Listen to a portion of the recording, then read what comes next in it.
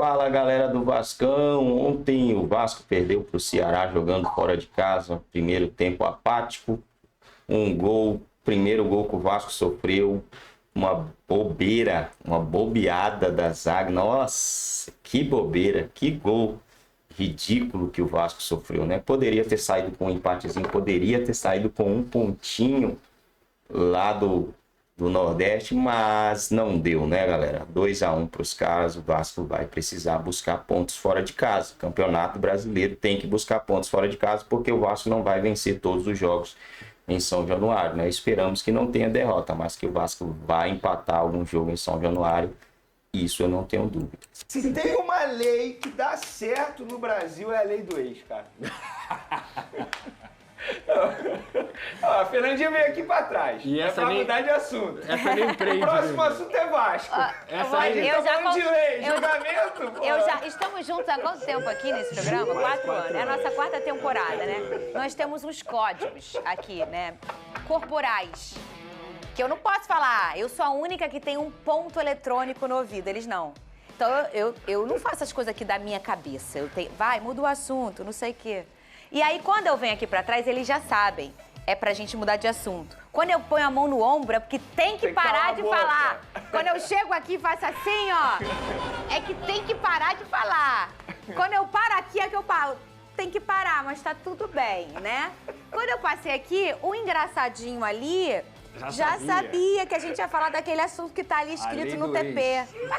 Não prende, Vene, mas pune. Não, essa esquece, cara. Ó, lei do ex e lei seca. São duas coisas que... Graças a Deus a lei seca, eu sou apaixonada pela lei seca. Que continue. Da lei do ex eu não gosto, não. A lei seca eu amo. Vai ser horrível. Olha aí, com gols do ex, o Vasco perde fora de casa pro Ceará e não aproveita a chance de ser líder. A gente vai ver o VT na volta. Pedrozinha vai comentar, Rodolfo. Para Pedro Raul, que fez valer a lei do ex na Arena Castelão. Lucas Mugni cruzou e o atacante do Vozão abriu o placar no primeiro tempo. Em uma das poucas chances do Vasco, Verratti não conseguiu chegar na bola.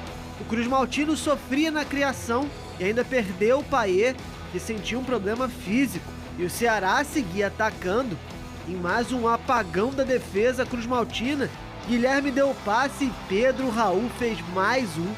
O Vasco tentou reagir já nos acréscimos e Verratti fez um gol com a sua assinatura em jogada aérea.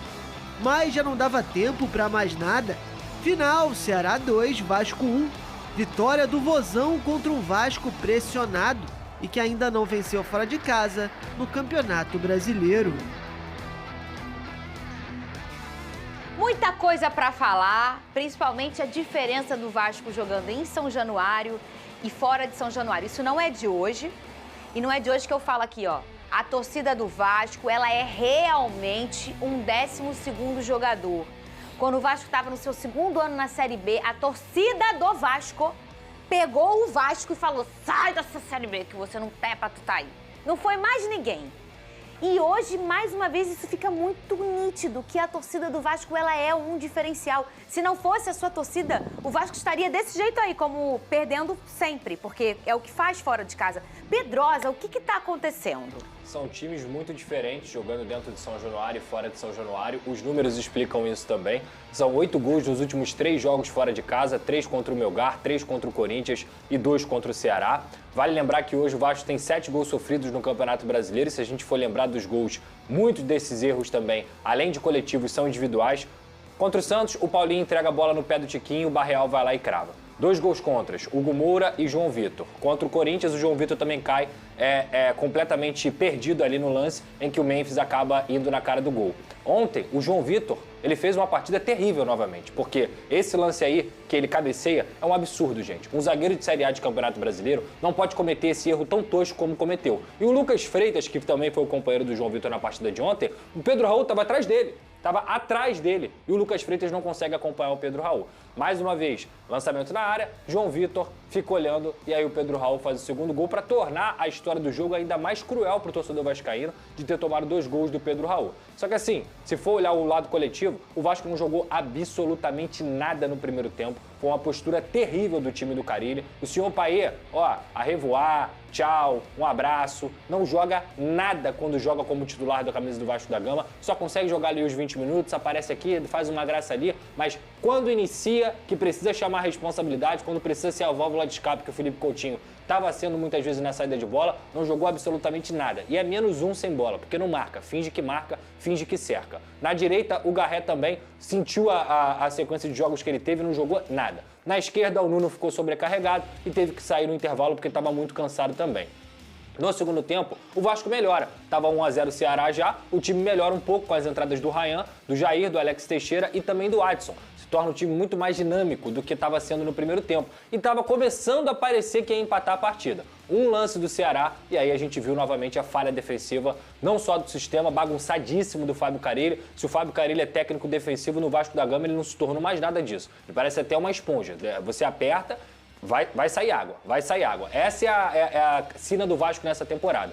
E aí, logo depois, mesmo com o time jogando um pouco melhor no segundo tempo, o Verratti até cabeceia, ainda tem alguns minutos ali, o Vasco tenta criar algumas chances, mas muito mais na base do desespero do que na organização. Então, uma atuação terrível do Vasco, principalmente no primeiro tempo. No segundo tempo até melhora, mas que, novamente, o Vasco é prejudicado pela falta de ideias de jogo do seu treinador, pela forma que ele monta esse sistema defensivo e, principalmente, eu não vou ficar aqui culpando só treinador de futebol, só o Carille. Quem joga é jogador. Olha o lance do João Vitor no primeiro gol. Me desculpa, gente, o Carille não cabeceia a bola. Quem cabeceia é o João Vitor. O Carille não acompanha zagueiro.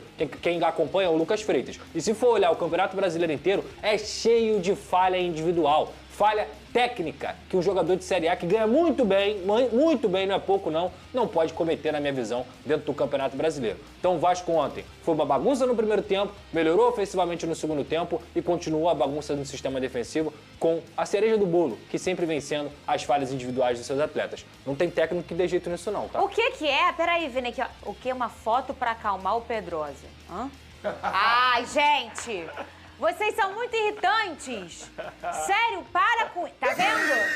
Fica de amizade com eles mesmo. Fica você de amizadezinha com eles. Olha o que eles fazem. Ele fez isso ontem. O que ele faz isso aqui?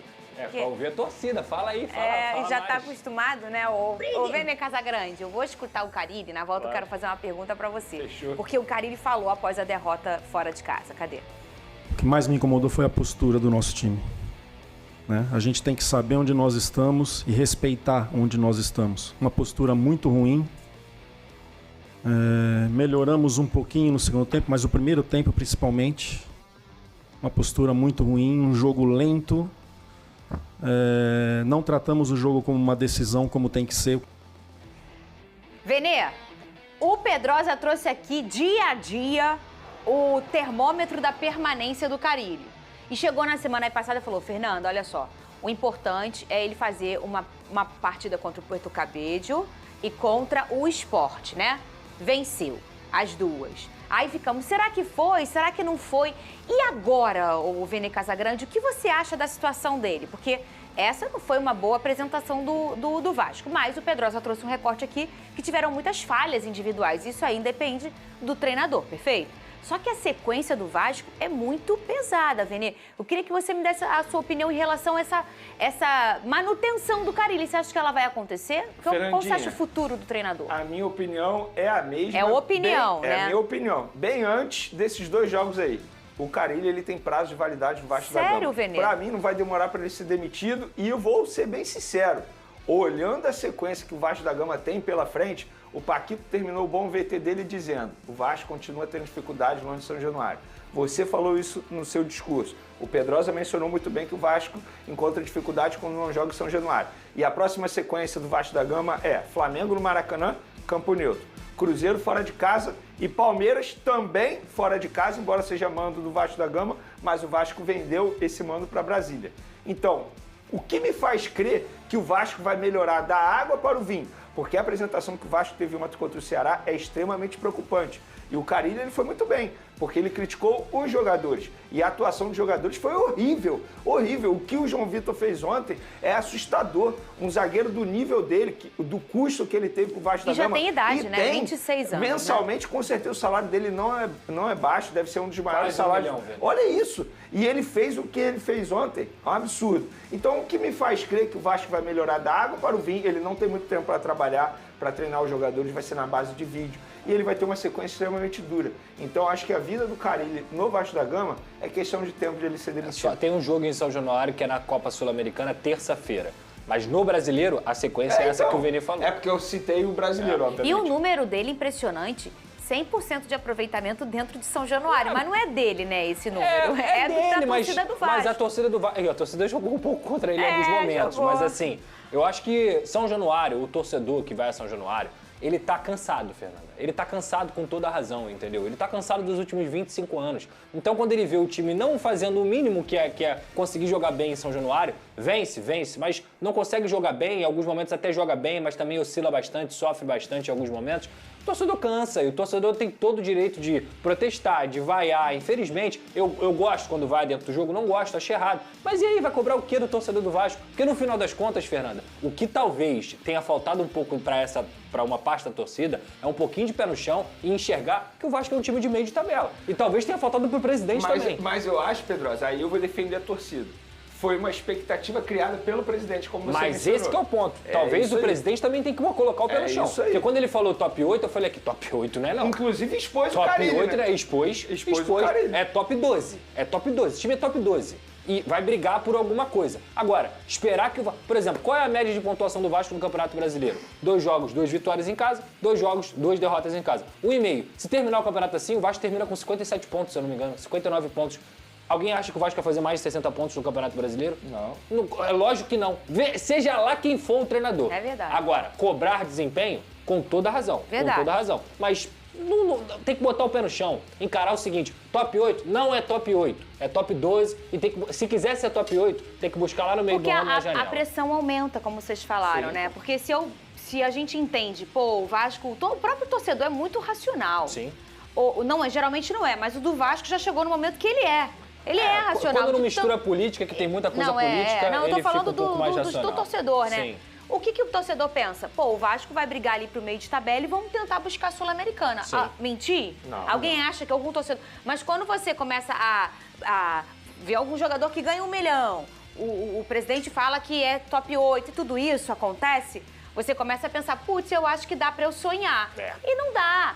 Olha, eu acho que essa temporada, cada vitória de jogo, para todos os times, Flamengo, Palmeiras, Atlético Mineiro, Botafogo, Vasco, é como ganhar. Mas eu acho que no caso vai do ser Vasco, super importante. não é nem Essa a temporada derrota, tá muito difícil. É como perde, cara. Porque a partida de ontem, gente, a partida de ontem foi assustadora do Vasco. Não sei se o Pedrosa concorda comigo. primeiro mas tempo foi um negócio foi horroroso. assim, pavoroso. Não tinha nada pra você elogiar. Nada. E sem o Coutinho, piora. Piora mesmo. É porque tem uns que é a espinha, né? Léo, Coutinho, Piton e o Verratti são os caras que fazem O Verratti deve estar cansado. Tá artilheiro do campeonato. Aham. Só ele faz gol. carregando o time. Olha aí, o Flamengo enfrenta o Galera do Vascão, que situação, né, rapaziada? Que situação do Vasco da Gama. Cara, mas vamos lá. Não é pela derrota, né? A situação que eu tô falando, não é pela derrota. Não é anormal você perder pro Ceará jogando fora, né? Está jogando lá na casa dos caras. Não é é anormal perder lá, o Vasco tem que chegar lá e ganhar. Não é bem isso. A questão é que o Vasco tomou 2 gols, cara. Cara, são gols muito besta. Gols bobos. Não pode tomar gol assim, cara. Time de Série A. Assim, não é que não pode também tomar gol assim, né? Não é bem isso. Uma hora ou outra a defesa falha, acontece e tal. Mas toda vez, cara, toda vez o Vasco toma o mesmo tipo de gol. Toda vez os mesmos estilo de gol que o Vasco vem tomando. Tentou contra o Santos, o cara furou a bola, mano. O cara foi chutar, ele errou a bola. Se o Vasco dependesse daquela tirada ali para vencer a partida. Ainda bem que não precisou, mas se precisasse. Aí ontem, de novo. Aí no próximo jogo, de novo. Então, cara, é só falha. E aí, na minha visão, não é só o Carille, não, cara. Não é só o Carille. O cara não entra em campo para deixar aquela marcação frouxa do jeito que os caras estão deixando, não, né? O cara não entra em campo. Alguém tem que fazer alguma coisa, né? O Vasco precisa...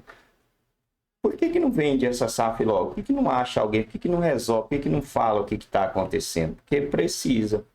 Essa SAF do Vasco precisa ser vendida para o Vasco tomar novos rumos em contratação. Se não contratar, a briga do Vasco vai ser na parte de baixo do meio da tabela para baixo. Se não arrumar, se não conseguir contratar, vai ser do meio de tabela para baixo. Mais uma vez, infelizmente, mais uma vez, a tendência é que o Vasco brigue nessa posição. Próximos jogos do Vasco, cara, vamos dar uma olhada aqui. Classificação. Vasco hoje está na 6ª colocação. Tem muitos jogos para acontecer ainda, né? Sem 2 vitórias. O próximo jogo é Flamengo, velho. Campeonato Brasileiro. Tem que ser muito otimista para esperar uma vitória do Vasco jogando contra o Flamengo. Pode acontecer, pode, né? O futebol. Mas achar que Vasco, não. Jogo do Vasco contra o Flamengo. A vitória do Vasco. Com essas falhas que teve contra o poderoso Ceará, acho difícil.